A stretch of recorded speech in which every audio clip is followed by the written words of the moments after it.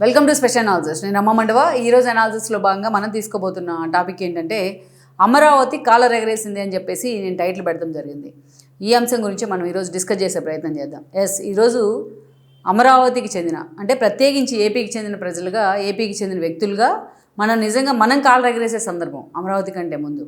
ఎందుకంటే ఎన్నో కష్టాలను, ఎన్నో అరాచకాలను, ఎన్నో బాలారిష్టాలను దాటుకొని ఈరోజు అమరావతి సెల్ఫ్ సస్టైన్ ప్రాజెక్ట్ కాబోతోంది. దట్ మీన్స్ ఈరోజు కేంద్ర వైపు నుంచి పూర్తి స్థాయిలో అమరావతికి గ్రీన్ సిగ్నల్ వచ్చేసింది. ఆఖరి ఘట్టం ఏదైతే ఉందో రాష్ట్రపతి ద్రౌపది ముర్ముకు సంబంధించి ఆమె ఈ తీర్మానం ఉభయ సభలో ఆమోదించిన తీర్మానాన్ని ఆవిడ ఓకే చేశారు. దానికి సంబంధించి గెజిట్ నోటిఫికేషన్ కూడా వచ్చేసింది. సో ఈ క్రమంలోనే ఏప్రిల్ 6 ఈ అద్భుతమైన ఘట్టానికి వేదిక అయింది. సో ఇది ఒక రాష్ట్రం అంతా కూడా గర్వపడే సందర్భమే. ఎందుకంటే ఎవరికైనా సరే రాష్ట్రానికి సంబంధించి మీ రాజధాని ఏంటి అడిగితే మనం ఎవరి ముందు తలంచుకోవాల్సిన పరిస్థితి రాకూడదు. అమరావతి రాజధానిగా నిర్ణయించిన తర్వాత సైతం అమరావతి మా రాజధాని అని గుండెల మీద చేసుకోలేని చెప్పలేని పరిస్థితులు వచ్చాయి చాలాసార్లు. ఎందుకు వచ్చాయి? అలాంటి పాలకులు సీఎంలు కావడం వల్ల. మరి అలాంటి పరిస్థితి నుంచి ఈరోజు నిజంగానే తలెత్తుకుని నిలబడేలాగా కేంద్రం ఆ స్థాయిలో సపోర్ట్ చేసింది అమరావతి రాజధానికి. ఈరోజు ఎక్కడికైనా వెళ్తే మీ రాష్ట్ర రాజధాని ఏంటంటే ఈరోజు మనమే గర్వంగా చెప్పుకోవచ్చు, ఎస్ మాది అమరావతి అని. ఆ స్థాయిలో ఈరోజు కేంద్రం అండగా నిలబడింది. మీరు అబ్జర్వ్ చేస్తే ఏ రాష్ట్రానికి రాజ్యాంగంలో రాజధాని ఉండాలి రాష్ట్రాలకు అని లేకపోయినా ఏ రాష్ట్రానికి ఆ రాష్ట్రమే తమ సెల్ఫ్గా రాజధానులు నిర్ణయించుకునే ప్రయత్నం చేశాయి. జగన్మోహన్ రెడ్డి మాట్లాడుతూ ఉన్నారు కదా రాజ్యాంగంలో లేదు అని. జగన్మోహన్ రెడ్డి అలా మాట్లాడాలని కూడా రాజ్యాంగంలో ఎక్కడా లేదు. సరే ఆయన పక్కన పెడదాం. ఇట్లాంటి శుభ సమయంలో కూడా జగన్మోహన్ రెడ్డి గురించి మనం మాట్లాడాల్సిన అవసరం లేదు. సో అలా ఈరోజు అమరావతి గర్వంగా నిలబడుతున్న పరిస్థితి ఇన్ని బాలారిష్టాలను దాటుకొని. సో కేంద్రం కూడా ఈరోజు ఆ స్థాయిలో సపోర్ట్ చేసిన పరిస్థితి మనం చూసాం. ఏ రాష్ట్రంలోనైనా ఎక్కడైనా సరే అమరావతి అని రాజధాని మనకు ప్రకటించిన తర్వాత 12 ఏళ్ళకి ఈరోజు గెజిట్ నోటిఫికేషన్ వచ్చింది. ఏ రాష్ట్రానికైనా ఇలాంటి పరిస్థితి వచ్చిందా? కానీ కేవలం అమరావతికే వచ్చింది. ఎందుకు వచ్చింది? అలాంటి నేతలు మన రాష్ట్రంలో ఉండటం వల్ల. జగన్మోహన్ రెడ్డి లాంటి నేత దాదాపు అమరావతిని పూర్తి స్థాయిలో దాన్ని చంపేసే ప్రయత్నం చేశారు, కానీ కోమాలో నిలబడింది. ఆ కోమా నుంచి ఈ రోజున మళ్ళీ అటు రాష్ట్రం కేంద్రం కలిసి దాన్ని ఊపిరిపోసే ప్రయత్నం చేసింది. అందుకే ఈరోజు అమరావతి కాలర్ ఎగరేసిందంటే మనం కూడా కాలర్ ఎగరేసుకున్నట్టే. ఈ రాష్ట్ర ప్రజలుగా గర్వపడే సందర్భం ఇది. మనకి రాష్ట్రానికి రాజధాని అంటేనే ఒక ఎమోషన్ ఇది.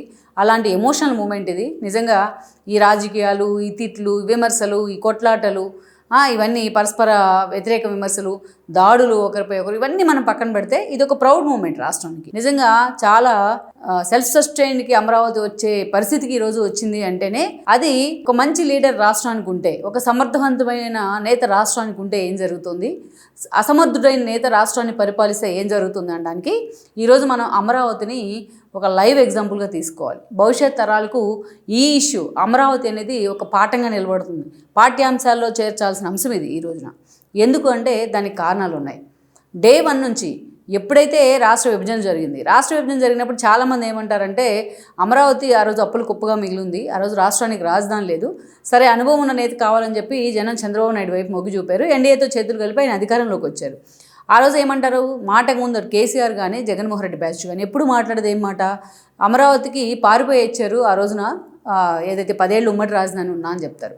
10 ఏళ్ళు ఉమ్మడి రాజధాని ఉంటే ఆ రోజు కేసీఆర్ నిజంగా అది ఏపీకి కూడా హైదరాబాద్ ఉమ్మడి రాజధాని అనే విధంగా ట్రీట్ చేశారా?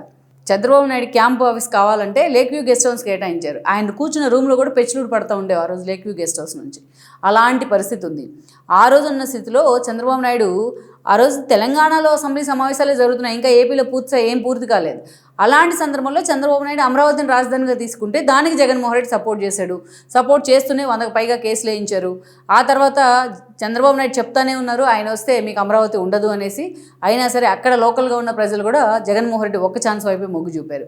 ఏ నోటుతోనైతే తాను అమరావతి కావాలన్నారో, ఏ నోటుతోనైతే ఇంకా ల్యాండ్ పూలింగ్ ఎక్కువ జరగాలన్నారో అదే నోటుతో 3 రాజధానుల నిర్ణయాన్ని ప్రకటించారు జగన్మోహన్ రెడ్డి. సరే ఆయనకి ఇష్టం లేదు కాబట్టి చంద్రబాబు నాయుడు డిసైడ్ చేశారు కాబట్టి ఆయన పేరు వినిపించకూడదు అమరావతిలో. చంద్రబాబు నాయుడు డిసైడ్ చేశారు కాబట్టి ఆ పదం జగన్మోహన్ రెడ్డికి ఇష్టం లేదు. చంద్రబాబు నాయుడిని చూసి అంతమంది రైతులు వచ్చి 33,000 ఎకరాలని ఒక లాఠీ విరగకుండా, ఒక రక్తం పొట్టు చెందకుండా వచ్చి ముందుకు ఇచ్చారు కాబట్టి సో అలాంటి పేరు చంద్రబాబు నాయుడికి రాకూడదు.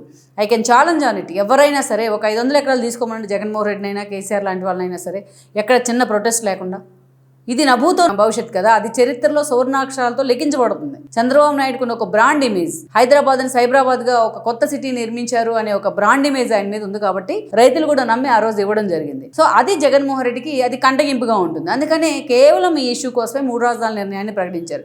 అంటే ఆంధ్ర రాష్ట్ర చరిత్రలో ఎక్కడ కూడా చంద్రబాబు నాయుడు అనే పేరు వినిపించకూడదు. సో అమరావతి అనే రైతులు అంత ముందుకు వచ్చి ఇచ్చారు కాబట్టి చంద్రబాబు నాయుడు కోసం వాళ్ళని పూర్తి స్థాయిలో తొక్కేసే ప్రయత్నం జరిగింది. 3 రాజధానుల నిర్ణయం ప్రకటించిన తర్వాత కూడా అమరావతిని శాసన రాజధాని అన్నారు. కానీ ఆ దిశగా జగన్మోహన్ రెడ్డి ఏమైనా చేశారా? పోనీ కర్నూలులో ఒక ఇటుకేశారా?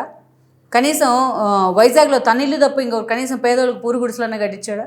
అలా జగన్మోహన్ రెడ్డి అమరావతిని సర్వనాశనం చేసే ప్రయత్నం చేశారు. 3 రాజధానులు అంటే మాకొద్దు, అమరావతి రాజధానిగా ఉండాలి, మేము మా భూములు త్యాగం చేశామని రైతులు ముందుకు వచ్చారు.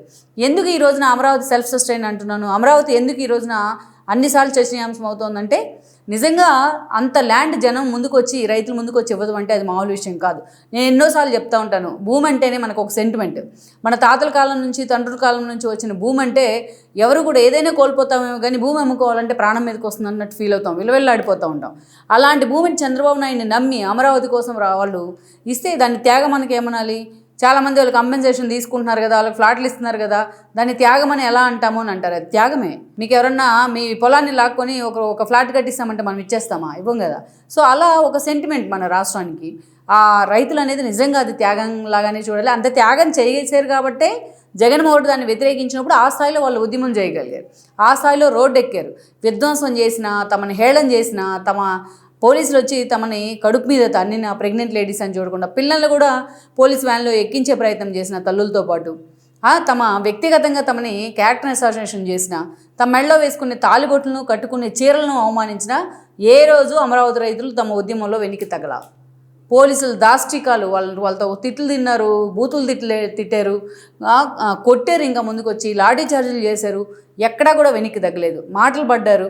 కొంతమంది ప్రాణాలు కోల్పోయినాయి, కొంతమంది మానసికంగా ఇబ్బంది పడ్డారు, ఎన్నో ఫ్యామిలీలు చిన్నాభిన్నం అయిపోయినాయి.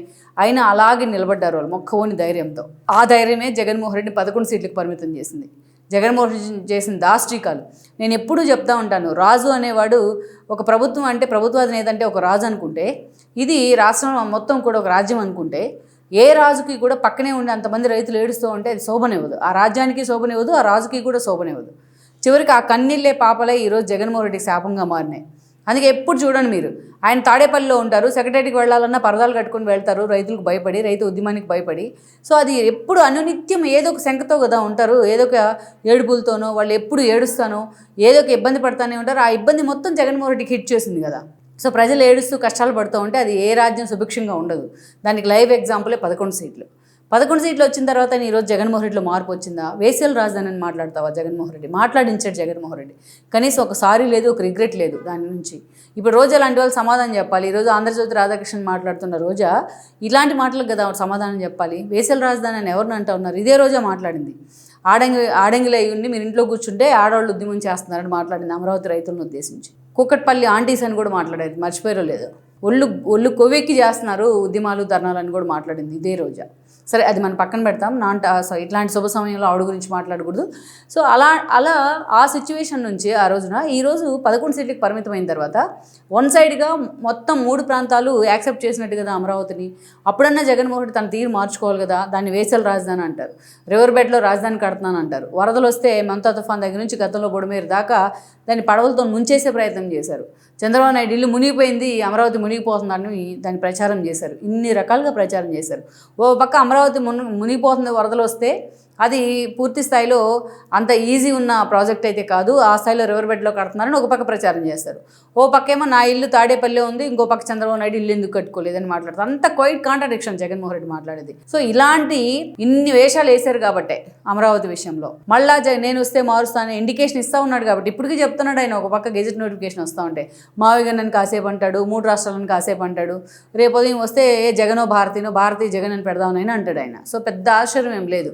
సో అలాంటి పరిస్థితుల్లో ఎవరు కదల్చకుండా, జగన్మోహన్ రెడ్డి అయినా వాళ్ళ తండ్రి అయినా వాళ్ళ తాత అయినా ఎవరు వచ్చినా కదల్చకుండా ఈరోజు ఒక గెజెట్ నోటిఫికేషన్ ఇవ్వాలని పూర్తి స్థాయిలో రాష్ట్రం ఇనిషియేట్ చేసింది. కేంద్రం కూడా గ్రీన్ సిగ్నల్ ఇచ్చింది. ఉభయ సభలు ఆమోదించారు. జగన్మోహన్ రెడ్డి దాన్ని వ్యతిరేకించారు, బాయ్కాట్ చేశారు ఆ ఎంపీలు 2 సభల నుంచి. ఈరోజు అటు ద్రౌపది ముర్ము గారి వైపు నుంచి కూడా పూర్తి స్థాయిలో ఒక రాజముద్ర పడింది.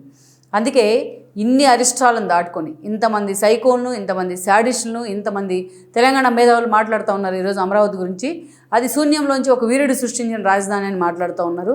సో అందుకే ఇంతమంది వీళ్ళందరి ఏడుపుల నుంచి, వీళ్ళందరి గగ్గోల నుంచి, వీళ్ళందరి పెడబొబ్బుల నుంచి ఈరోజు రాజముద్ర దిశగా అమరావతి వెళ్ళింది అంటే అది ఆంధ్రుడిగా పుట్టిన ప్రతి ఒక్కరికి ఒక ప్రైడ్ మూమెంట్. నిజంగా కాళ్ళు ఎగరేసే సందర్భం. ఈరోజు అమరావతి సెల్ఫ్ సస్టైన్డ్ ప్రాజెక్టుగా పూర్తి స్థాయిలో రూపాంతరం చెందుతున్న సందర్భం. సో అందుకే ఇప్పటి నుంచే ఇంకా జాగ్రత్తగా చంద్రబాబు నాయుడు టీం దాని మీద ఫోకస్ పెట్టాల్సిన అవసరం అయితే ఎంతో ఉంది. Please share, like and subscribe R24 Telugu YouTube channel.